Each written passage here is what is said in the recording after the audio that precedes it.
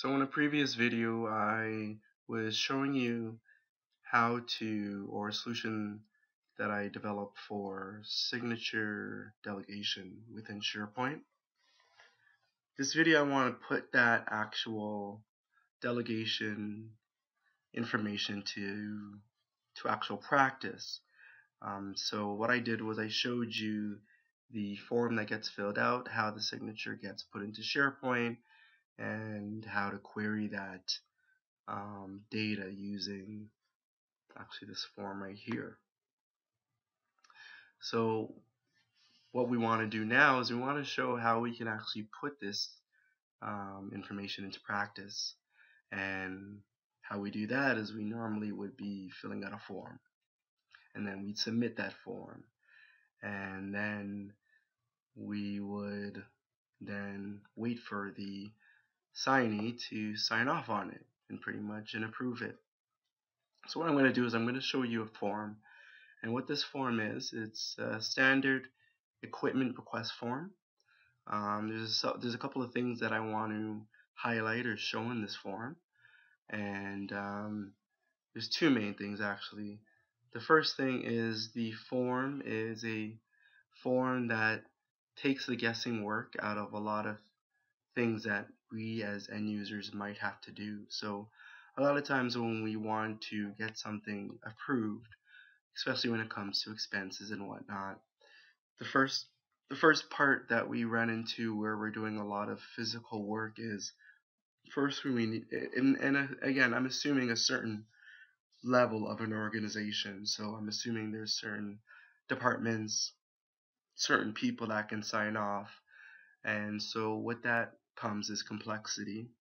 And so my scenario is the secretary that's perhaps filling this form out on behalf of, say, the IT director to get some new equipment. Well, sometimes in an organization, it's not that clear who can actually sign for this.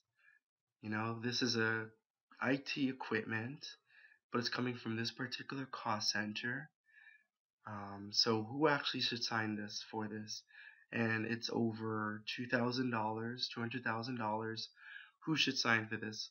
And so I can see in a lot of organizations, there's a lot of human work involved and a lot of end user cycles taken up to try to figure out who should sign for this, who's the right person. And what I believe the form that I created is it will automate a lot of that first and foremost. So it'll save end user cycles in that respect, and then also it'll allow for submittal and reduce the overall mistakes made when a form is being submitted, because a lot of times in organizations, once the actual person that needs to sign off on the form has been determined, we realize, maybe a couple of days down the road when the form's been submitted to Johnson, it actually doesn't need to be signed by Johnson because the secretary or the admin that was painstakingly going through the rings to try to figure out who should be the actual person to send this to, they made the mistake, should have went to James instead of Johnson, and so the process starts all over again. So with that said, I think this form will definitely help a lot of that and remove a lot of that end user cycles and automate it.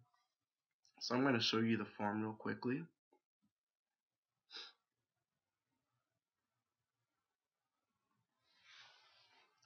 So this is basically an expense request form. You simply put in your requester ID, and you put in your full name,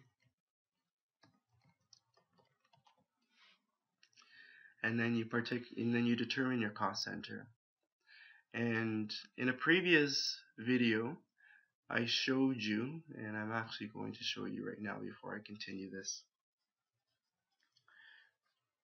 In a previous video, I actually showed two particular libraries, and these particular libraries are very important to go through before I actually fill out this form. So let me apologize for that, but I'm going to quickly show these two libraries. First library is the department list. So basically, this is a department list. It shows all the cost centers that are associated with the department list. And then the second one, and the most important one, is a finance policy. So this policy basically determines if you're a director, your basic signing limit is 50,000. If you're a manager, it's 25. President, 500. Vice president, 250. Board director, 5 million. So so just make a note of this. Basically what this does is this is going to determine who can actually sign for a particular item in the form based off of the total value. So I'm going to go back to the form and let's resume filling it out.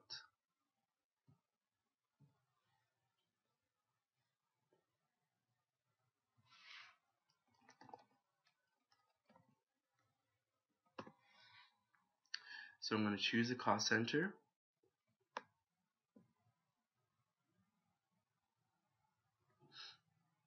Okay, and it automatically populates that this is the finance department. Again, I select a purchase type, trying to buy IT equipment. And we want to buy something that 34 of it and the unit cost is 22. So that's about $782. Definitely something that only a manager needs to really sign off on. And so based off of the fact that it is just requires a manager, this will also only show me all the people within this particular cost center who are managers that can sign off. Alright, so right now we have Gavin as the only person that really needs to sign off on this. But let's say we bump this up a little bit. Quantities now 344 and the price is now 234. So now we're at 80,000. So because we've gone above the value of a director and manager, we now have to go to a VP. And again, based off of the cost center and based off of the actual title of the actual individuals within that cost center that can sign off, we now have D. Bronte and J.O. Powell as the only people that can now sign for this particular document. So let's say we made a mistake, a little bit too much money.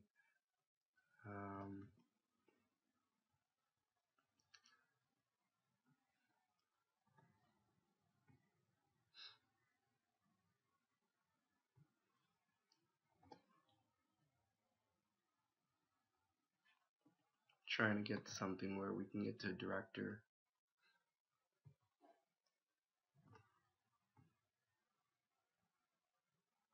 We're getting closer.